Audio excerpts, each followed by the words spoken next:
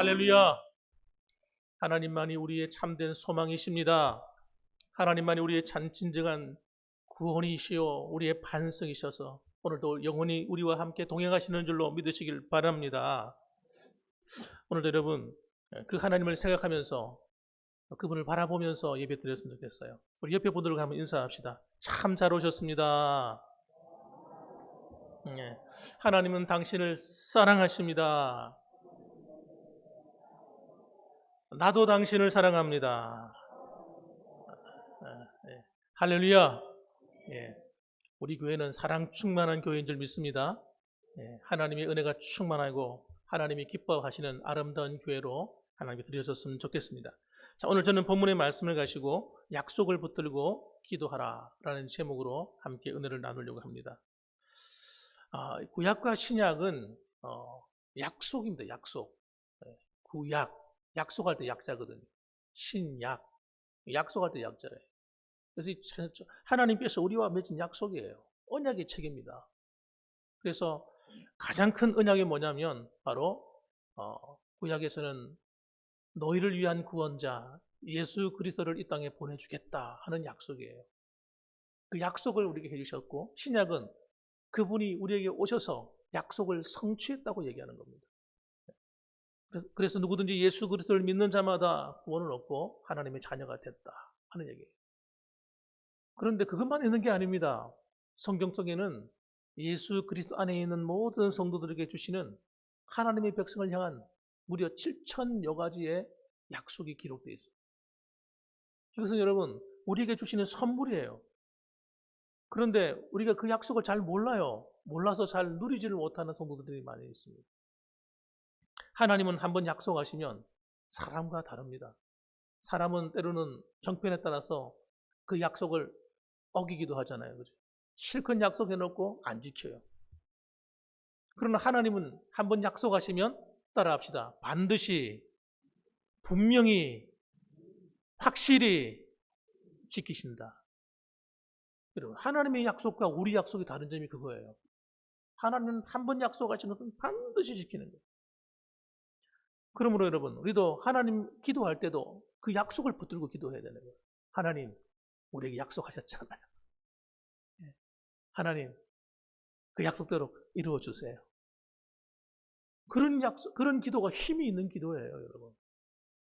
지난 시간에도 우리 말씀과 기도에 대한 제가 설교를 했습니다만, 오늘도 그와 같은 개념의 설교를 하고 있습니다. 자, 그럼 도대체 성경 속에는 어떤 약속들이 있는가? 여러 가지 약속이 있죠. 엄청나게 많은 약속이 있습니다. 그 중에 몇 가지를 말씀드렸는데, 첫째는 구원에 관한 조건과 약속이 있어요. 어떤 사람들이 구원을 받느냐 이거예요. 여러분, 하나님께서 주신 이 복음과 하나님의 약속은 모든 사람에게 다 주어졌지만 모든 사람이 다 구원받는 게 아니에요. 어떤 사람들이 구원을 받습니까? 요한복음 3장 16절 말씀 보면 하나님이 세상을 이처럼 사랑하사 독생자를 주셨으니 이는 그를 믿는 자마다 멸망하지 않고 영생을 얻게 하려 하심이라고 그랬어요. 어떤 사람들이 구원을 받습니까? 하나님이 세상을 사랑하셔서 독생자를 주셨는데 그를 믿는 자마다예요. 믿는 자마다. 믿음으로 구원받는 거예요. 구원은. 그래서 우리가 행위나 우리 어떤 자격이 어떤 대단해서 하나님께 구원받는 건 아닙니다. 내가 특별히 대단한 어떤 선행을 많이 해가지고 공덕을 많이 쌓아서 구원받는 것도 아니에요. 이는 누구든지 뭡니까? 하나님의 그 구원의 소식을 듣고 마음의 문을 열고 그를 영접하는 자, 곧 그 이름을 믿는 자들에게는 하나님의 자녀가 되는 권세를 주셨으니 그렇게 성경은 얘기하는 겁니다. 이 자리에 와 계신 여러분들은 여러분이 어떤 대단한 빽이 있어서거나 여러분 얼굴이 특별히 잘생겼기 때문에 여기 보니까 전부 다 얼굴이 미남 미녀세요. 그런데 여러분의 그 미모나 그런 어떤 잘생김으로 하나님 앞에 인정받은 것이 아니고 여러분 안에 있는 믿음 때문에 하나님이 나를 구원하신 줄 믿으시기 바랍니다. 그냥 구원만 하신 게 아니에요. 하나님이 자녀를 만들어버려요. 이야, 이런 도대체 놀라운 일이 어디 있어요? 그래서 하나님의 자녀이기 때문에 우리가 하나님의 집에 들어가는 거예요. 하나님의 집에 있는 모든 유산을 우리가 다 물려받는 거예요. 그냥 장소를 옮기는 개념이 아니에요. 하나님이 있는 모든 소유가 나의 소유가 되는 거예요. 그 기업을 물려받는 성도. 여러분들은 대단히 복받으신 분들인 거예요. 요한복음 5장 24절 보면 내가 진실로 진실로 너에게 이르노니 내 말을 듣고 또 나를 보내신 이를 믿는 자는 영생을 얻었고 심판에 이르지 아니하나니 사망에서 생명으로 옮겼느니라. 여러분, 무슨 조건이 뭐가 있어요? 조건은 오직 한 가지예요. 예수를, 그리스도를 믿음으로 여러분 사망에서 생명으로 옮기는 거죠. 그렇기 때문에 여러분, 때로는 여러분이 한 주간 살아오면서 하나님 말씀대로 살지 못했고, 때로는 내 믿음이 흔들흔들, 내가 왜 이럴까? 아이고, 내가 이렇게 사는 거 보니까 나는 구원받지 못한 것 같아. 어떤 사람들은요, 하나님 앞에 떳떳지 못한 그런 부분이 있으면요, 구원이 흔들리는 분이 계세요. 심지어는 글쎄, 나중에 죽어봐야 알지. 자신이 없어. 여러분, 구원의 모든 문제는 여러분에게 달린 게 아니에요. 여러분이 어떤 조건에 의해서 구원받는 거 아니에요. 하나님께 달린 거예요. 하나님께서 예수 그리스도를 우리를 위해서 죽으셔서 그의 생명을 통해서 우리 생명과 맞바꾼 거란 말이에요. 우리가 원래 부족한 사람이에요. 허물 많은 사람이에요. 그럼에도 불구하고 그분의 은혜로 구원받은 것이지 우리의 어떤 조건이나 우리가 잘났기 때문이거나 우리가 완벽하게 하나님 말씀대로 살기 때문이거나 그런 것이 아닌 겁니다. 그러므로 여러분, 여러분의 구원은 여러분의 행위에 의해서 흔들리지 않습니다. 믿으시기 바랍니다. 그래서 용기를 가지고 나오셔야 돼요. 그리고 나와서 하나님께 해야 될 게 뭡니까? 우리는 다 목욕을 한 거예요. 예수님이 십자가의 보혈로 온몸을 다 씻어서 우리는 구원받은 사람들이죠. 그런데 발은 씻으셔야 돼. 베드로에게 하신 말씀, 이 발은 씻어야 된다 그래도. 왜 발을 씻어야 됩니까? 하루 동안 일어나서 밖에 나갔다 들어오면, 한 바퀴 돌고 들어오면요. 그 당시에 그 서남아시아 그 지역은, 중동 지역은 모래바람이 막 날리는 그런 환경이에요. 그러니까 전부 다 샌들을 신고 다녔단 말이에요. 샌들. 지금으로 말하면. 그러니까 발이 여러분 흙으로 뒤범벅인 거예요. 들어올 때 씻어야 되는 거예요. 그와 마찬가지로 우리도 여러분 구원은 받았지만 한 주간 동안 다니다가 들어오면 우리 몸에 여러분 이런 때가 묻는 거잖아요. 오염이 되는 거잖아요. 그럼 죄에 오염된 부분들은 회개로서 씻으시면 되는 거예요. 회개하고 다시 일어서시는 거죠. 그래서 여러분 구원의 문제는 여러분 우리의 조건이 아니라니까요. 이미 한번 구원받은 사람은 하나님을 믿는 그 구원에서 흔들리지 않는 사람은 다 책임지시는 겁니다. 그래서 로마서 10장 13절 말씀도 또 얘기하는 거예요. 누구든지 주의 이름을 부르는 자는 구원을 받으리라. 주의 이름을 부른단 말이 무슨 말입니까? 믿으니까 부르시는 거예요. 나를 구원해달라. 믿음으로 구원받는 거예요. 그 약속이 성경에 이름 있는 거예요. 구약으로부터 신약에만 그렇게 믿음으로 구원받는 게 아니에요. 구약도 마찬가지예요. 아브라함도 그의 믿음으로 하나님 의롭다 하심을 받았다고 그렇게 말씀하잖아요. 그 다음에 두 번째로는 영적인 약속이에요. 영적인 약속. 우리가 살아가는 이 세상은 이 현재 눈에 보이는 이 세상에 의해서 좌지우지되는 게 아닙니다. 보이지 않는 세계에 의해서 이 세상이 다스려지고 있는 거예요. 마치 사람들이 자신이 노력하고 열심을 가지고 막 뭐 어떻게 해보려고 막 하니까 되는 것처럼 보이지만 사실은 진정한 컨트롤 타워는 이 세상에 있지 않습니다. 하나님께 있는 하나님. 영적인 세계로부터 나오는 거예요. 그래서 여러분 영적인 세계에 의해서 이 세상이 영향을 받고 있는 겁니다. 예수님은 우리를 십자가에서 죽어주심으로써 어둠의 권세, 사망의 권세를 철폐시켜버렸어요. 박살을 내버렸어요. 그래서 이 사탄의 권세는 머리가 깨어져 버린 거예요. 머리가. 사탄의 머리가 깨어졌단 말은 죽었다는 뜻이 아닙니다. 여러분. 머리라고 하는 것은 권세를 얘기하는 거예요. 사탄의 권세가 깨어져서 힘을 잃어버린 거예요. 그래서 누구든지 예수 그리스도 안에 있으면 사탄의 권세가 힘을 못 쓰는 겁니다. 그래서 구원받은 우리의 삶 속에는 여러분 주님이 함께 하시기 때문에 이 사탄의 악한 일들이 우리가 영적으로 깨어서 대적하면 다 물러가도록 되어 있어요. 물러가도록 되어 있어요. 그래서 우리는 여러분, 다시 말하면 하늘의 신령한 복을 입은 사람들인 거예요. 그래서 뭐라고 말합니까? 요한일서 3장 8절 말씀 보면 하나님의 아들이 오신 것은 마귀의 일을 멸하라고 하셨다 그랬어요. 사탄이 아무리 힘이 세고 마귀가 아무리 지혜롭고 아무리 대단한 영적인 파워를 가지고 있다 할지라도 예수 그리스도 안에 있는 우리를 함부로 건드릴 수 없다는 사실을 마음으로 확실히 믿으시기를 주님의 이름으로 축원합니다. 확 믿어버려야 돼요. 근데 이 믿음을 갖다가 사탄이 흔들어 놓는 거예요. 야, 까불지 마. 내가 더 힘세. 공포심을 조장하고요. 걱정과 근심을 막 갖다 주는 거예요. 여러분, 제가 예전에 축사 사역을 할 때 그런 일이 있더라고요. 내가 축사하는데요. 마귀가 뭐라고 하는지 아세요? 너는 절대 나를 못 쫓아내. 이러고 달라드는 거예요. 이야. 여러분, 그 믿음이 없는 사람은요. 그 말 들으면서 기가 팍 죽는 거예요. 여러분, 그런 마귀는 원래 거짓말의 천재예요. 거짓말의 천재. 거짓의 압입니다, 여러분.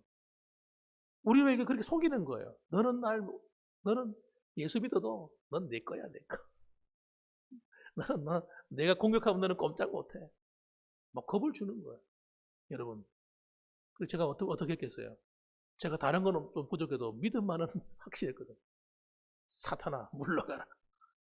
계속 축사하니까요. 힘을 쭉 잃어버리고요. 꼼짝 못하는 거예요. 여러분, 하나님께서 함께 하시는 모든 주신 그 영적인 권세를 누리는 것은 믿음으로 붙드는 겁니다, 여러분. 믿음으로 바라보셔야 돼요. 믿음으로 말씀하셔야 돼요. 에베소서 1장 3절 말씀 보면 찬송하리로다. 하나님 곧 우리 주 예수 그리스도의 아버지께서 그리스도 안에서 하늘에 속한 모든 신령한 복으로 우리에게 주시네. 하늘에 속한 모든 신령한 복, 영적인 복을 다 주셨다는 거예요. 그런데 우리가 시시한 그런 사람들이 아니에요, 여러분. 예수 그리스도 안에 있는 사람은 보통 존재가 아닌 거예요. 하늘의 천군 천사들이 와서 돕습니다. 우리 눈에 보이지는 않지만 하늘의 군대가 지금도 우리를 둘러싸고 있는 거예요. 그런데 우리가 그게 보이지 않으니까 조그만 어려운 일이 와도 가슴이 쿵닥쿵닥쿵닥, 마음이 불안하고 걱정이 되고 염려가 되고 속상하고, 나는 왜 그럴까? 나는 왜 이렇게 무능할까? 또 실수했네, 또 실패했네. 아유, 나는 왜 이렇게 좀 하는 일마다 좀 이렇게 어려울까? 여러분, 환경이 눈에 보이는 걸 보고 판단하시면 안 돼요. 보이지 않는 영적인 배경을 보고 여러분 말씀하셔야 돼요. 따라합시다. 할렐루야. 하나님이 나와 함께하고 계십니다. 마음에 걱정이 몰려올 때마다 그렇게 말씀하셔야 돼요. 왜? 사탄이 마귀가요, 우리 마음을 공격하는 거예요. 환경 때문에 무너지는 게 아닙니다, 여러분. 어려운 일이 있어서 우리가 잘 안 되는 게 아니에요. 우리의 믿음이 무너지고 마음이 무너지니까 다 무너져요. 어려움이 올수록 믿음으로 말씀하시길 바랍니다. 우리 안에는 이미 주님이 주시고자 하는 모든 부요와 능력이 예수님을 믿는 순간 그냥 와버린 거예요. 그냥 주어진 겁니다, 여러분. 우리는 그 사실을 믿고 고백하는 것이 중요한 거예요. 따라합시다. 믿고 고백할 때 효력이 발생된다. 믿는 자들이 구원받는 것처럼 여러분 믿음으로 선포할 때 하나님의 영광이 나타나는 거예요. 그래서 빌립보서 4장 13절 말씀에 사도 바울이 이렇게 말씀하잖아요. 같이 한번 읽어봅시다. 시작. 내게 능력 주시는 자 안에서 내가 모든 것을 할 수 있느니라. 바울이 여러분 사실은 빈털털이에요. 빈털털이. 가진 게 아무것도 없는 사람이에요. 그런 사람이 여러분 어떻게 수많은 교회들을 세우고 그 핍박과 환난 가운데서 그 어려움을 다 이겨내고 영적인 싸움을 싸우고 어떻게 그 일을 감당했겠습니까? 때로는 가난에 처하고 때로는 어려움을 만나도 그가 기죽지 않았던 것은 바로 그의 고백에 담겨 있는 거예요. 그 믿음의 고백. 바로 내게 능력 주시는 자 안에서 내가 모든 것을 할 수 있다라고 믿는 그 믿음. 그 믿음의 선포가 그로 하여금 기죽지 않게 만들었던 거예요. 이 자리에 계신 여러분들, 이 말씀을 붙들고 내게 능력 주신 자를 바라보면서 기죽지 말기를 주님의 이름으로 축원합니다. 여러분, 그렇습니다. 이런 말씀들이 성경에 곳곳에 널려 있어요. 하나님은 이사야 41장 10절 말씀에도 이야기합니다. 그의 백성들에게 두려워하지 말라. 내가 너와 함께 함이라. 놀라지 말라. 나는 내 하나님이 되니. 내가 너를 굳세게 하리라. 참으로 너를 도와주리라. 참으로 나의 의로운 오른손으로 내가 너를 붙들리라. 여러분, 하나님께서 내가 너를 굳세게 하겠다고, 너를 도와주겠다고, 나의 의로운 오른손으로 너를 붙들겠다고 하나님께서 계속 반복해서 얘기해 주는 거예요. 왜 반복해서 말할까요? 우리가 잘 안 믿으니까. 잘 안 믿어요. 이스라엘 백성들이 이름은 하나님의 백성인데 하나님을 그렇게 안 믿어요. 잘. 따라합시다. 못 됐다. 못 됐어요. 못 됐어요. 하나님을 얼마나 애를 먹이는지요. 안 믿으니까 안 믿어. 내가 너희들의 구원자야.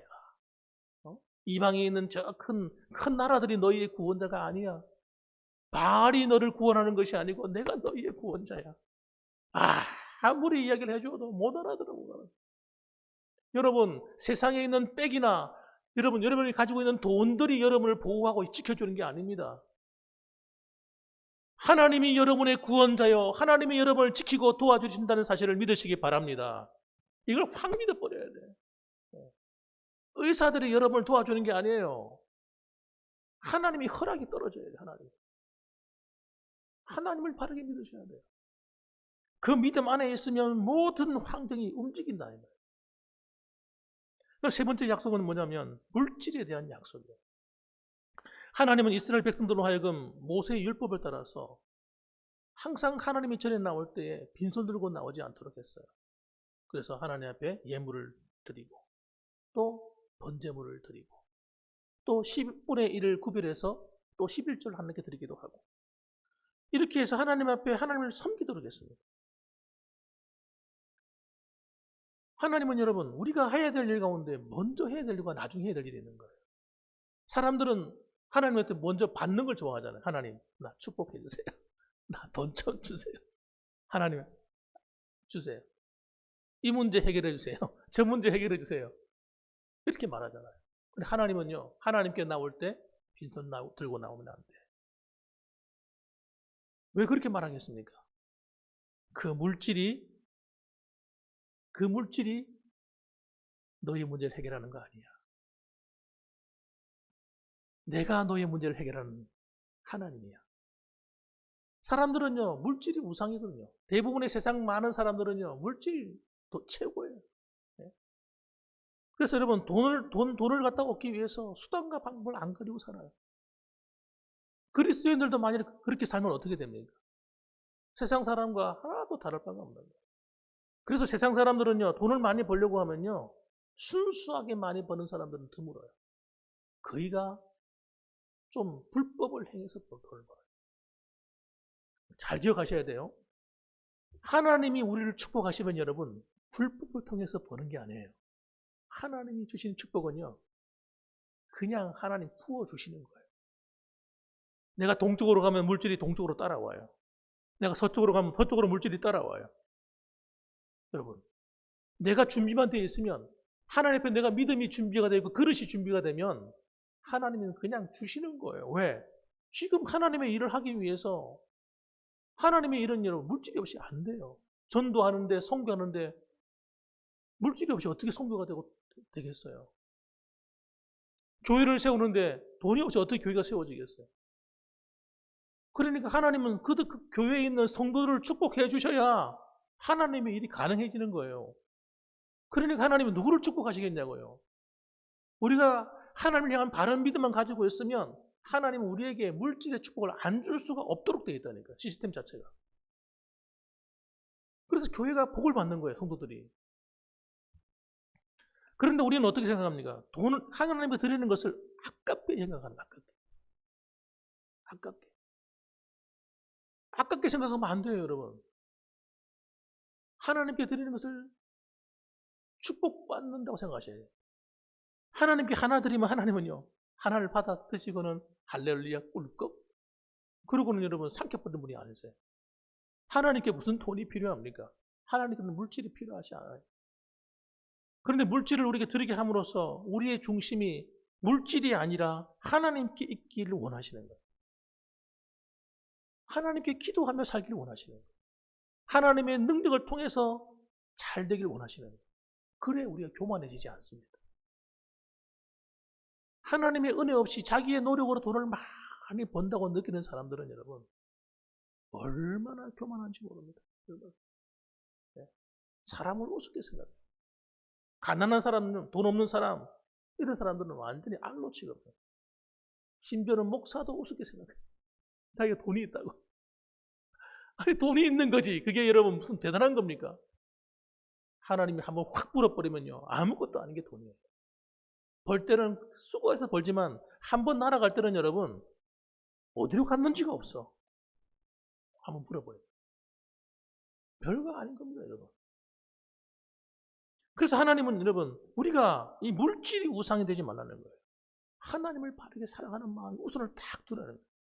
그래서 여러분 심고 거둠의 법칙은 여러분 우리 삶에만 있는 게 아닙니다. 우리가 심은 대로 거두잖아요. 열심히 심어놓고 잘 관리를 하면 가을에 결실이 하는데 결실이 여러분 뭐 1배, 2배, 3배 이렇게 결실하는 거 아니잖아요. 비어 쌀 하나를 심어놓으면 그것만 자랍니까? 그거 나다리 믿을 때 얼마나 많은 나다리 맺힙니까?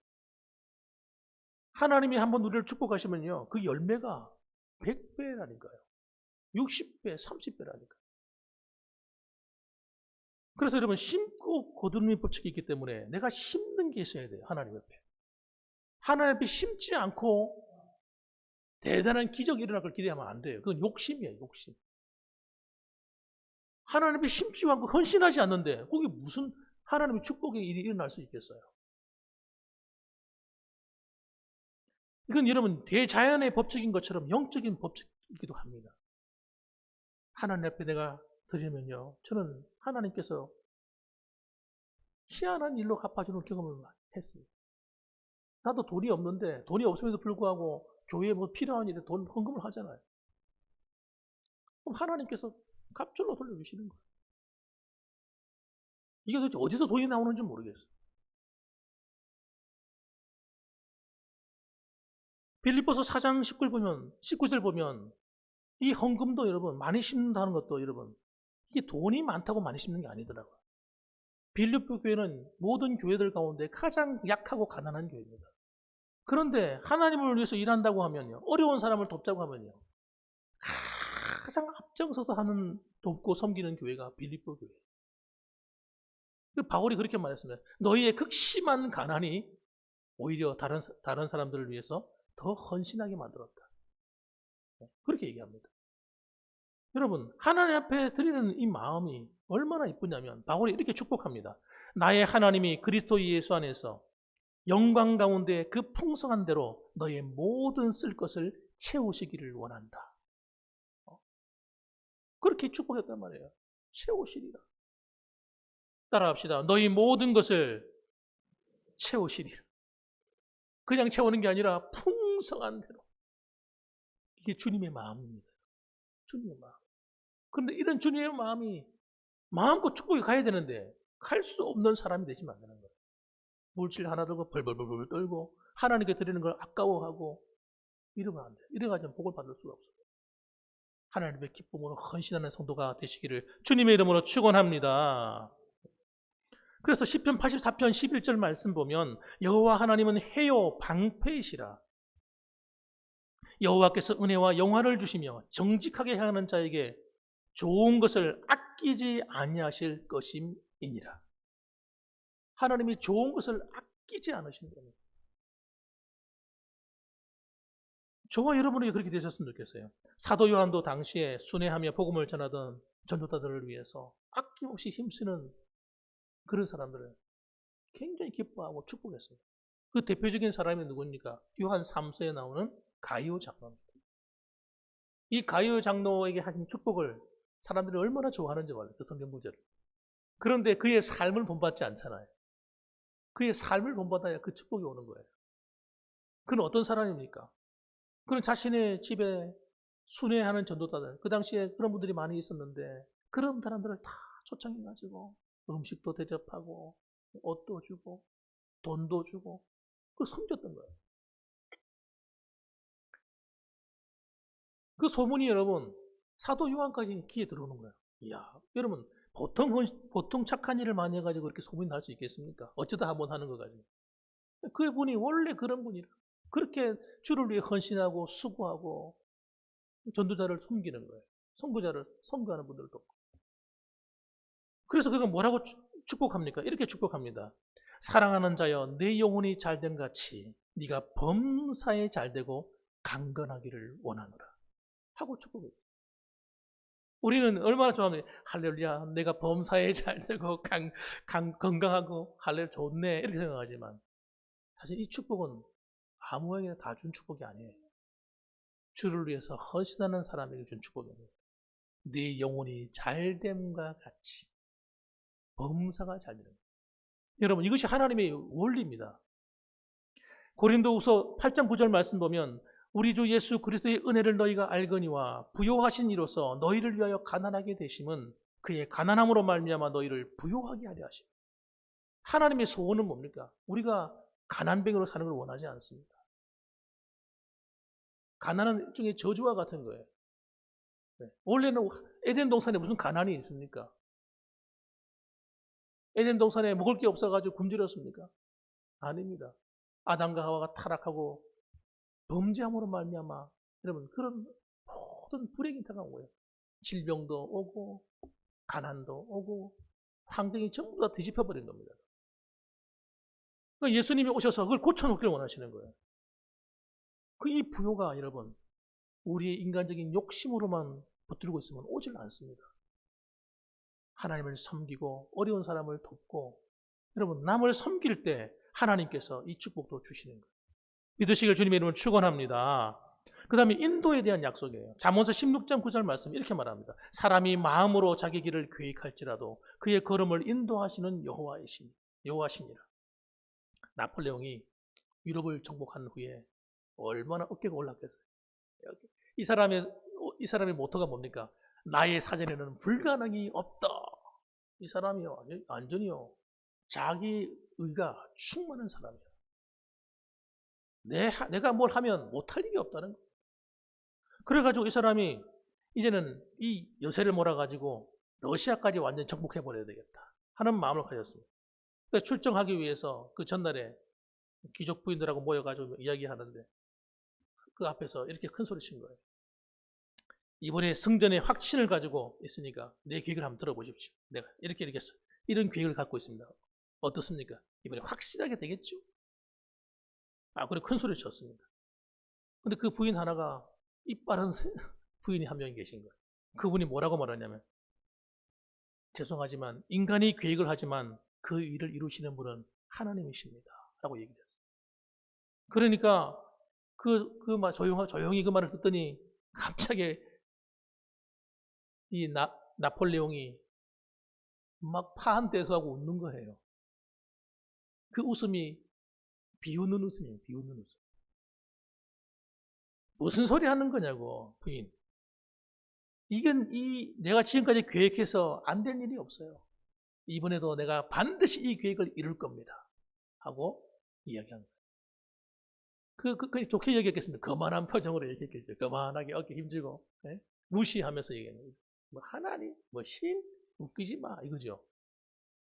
여러분 그가 몇 달 후에 그 전쟁에서 완전히 참패합니다. 박살나버려요.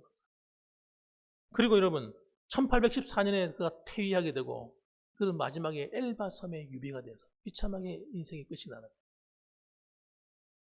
하나님의 인도하심을 구하는 것을 어리석게 생각하고 하나님을 무시하는 거예요. 내가 노력해야 되는 거지. 물론 우리가 노력해야 되죠. 그러나 여러분 우리가 노력한다고 해서 다 되는 것 아닙니다. 하나님의 은혜를 구해야 돼요. 그래야 여러분 우리가 잘 되어도 교만하지 않아요.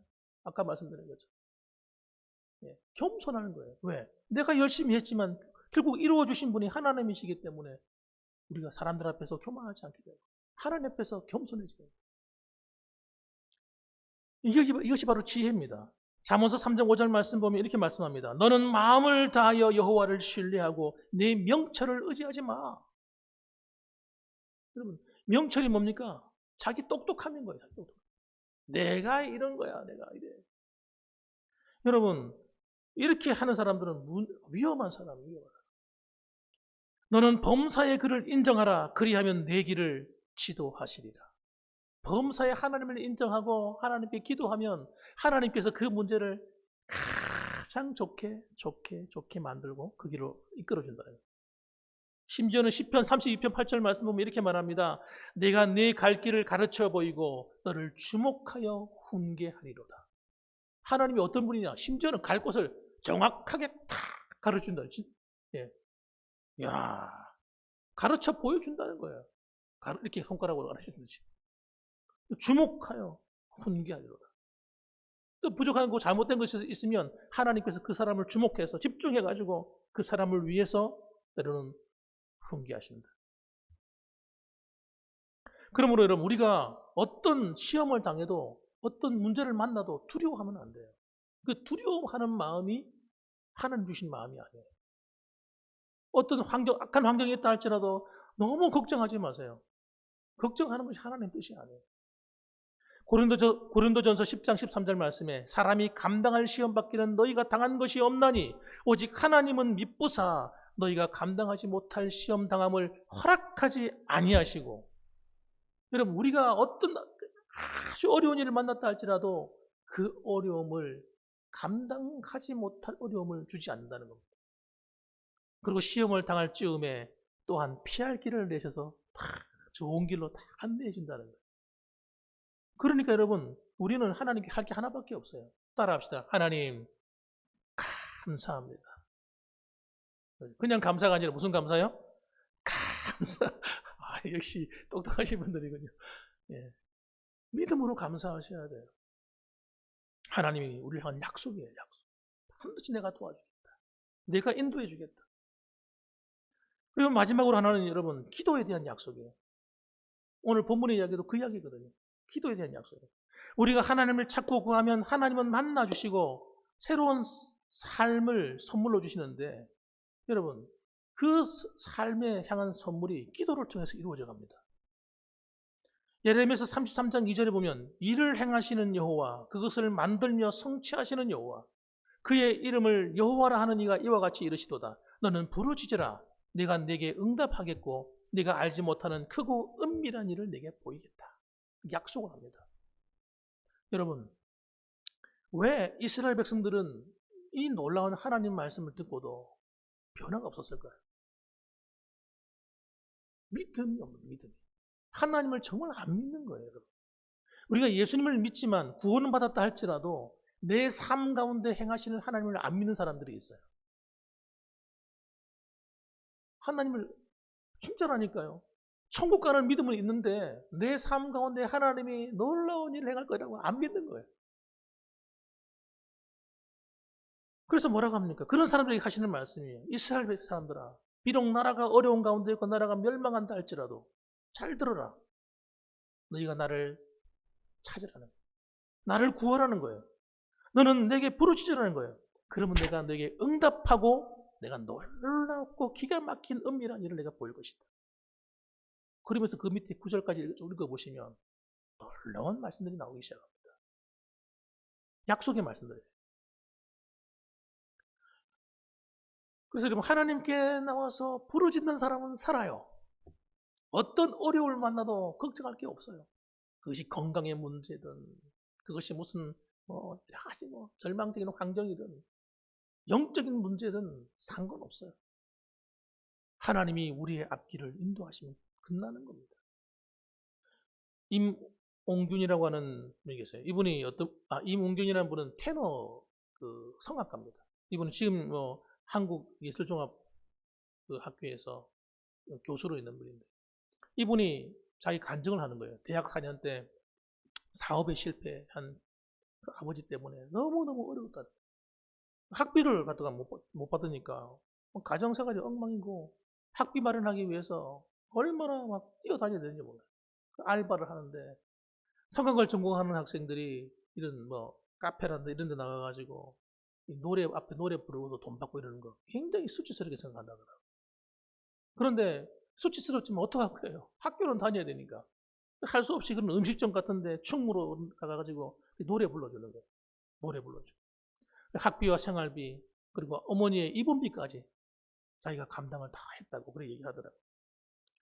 심지어는 먹을 게 없어가지고 배가 너무 고프니까 그 돈을 밖으로 돈은 버는 대로 다 나가버리니까 먹을 게 없는 거예요.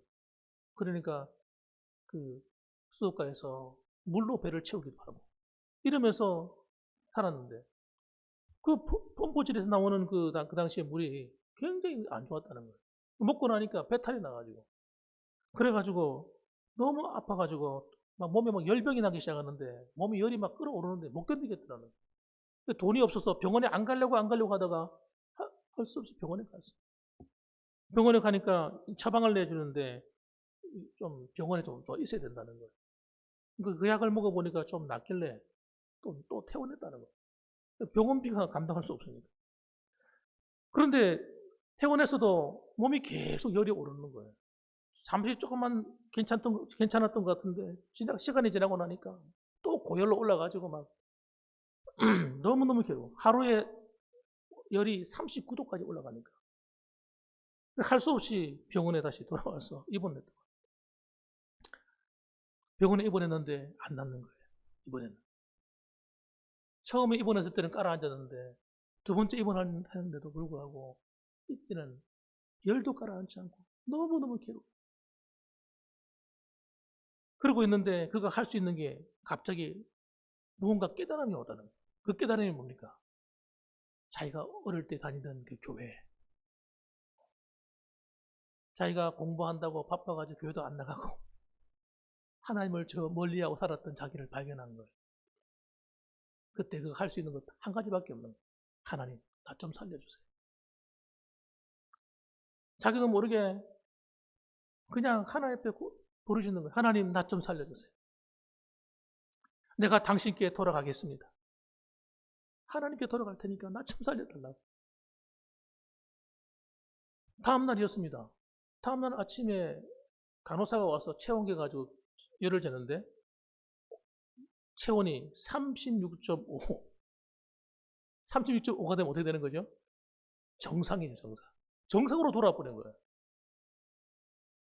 그래서 그가 그 하나님 만난 이후에 그가 또 그 당시에 8만 원 가지고 유학을 갔다. 유학 생활을 했다는 거예요.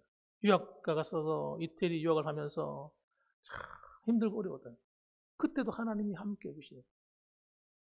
그래서 그가 성악 발성하는데 그가 만족하지 않아가지고 막 노력하는 가운데 하나님이 지혜를 주셔가지고 그가 발견한 발성법이 뭐냐면 벨칸토 발성법 발견해냈어요. 그것도 하나님이 가르쳐 주신 것이라 얘기하더라고요. 여러분, 우리가 여러 가지 어렵고 힘든 가운데 있다 할지라도 우리가 두려워하지 말아야 할 이유가 하나 있어요. 그것은 뭐냐면 우리가 부르짖으면 우리의 기도에 하나님이 응답하신다는 사실입니다.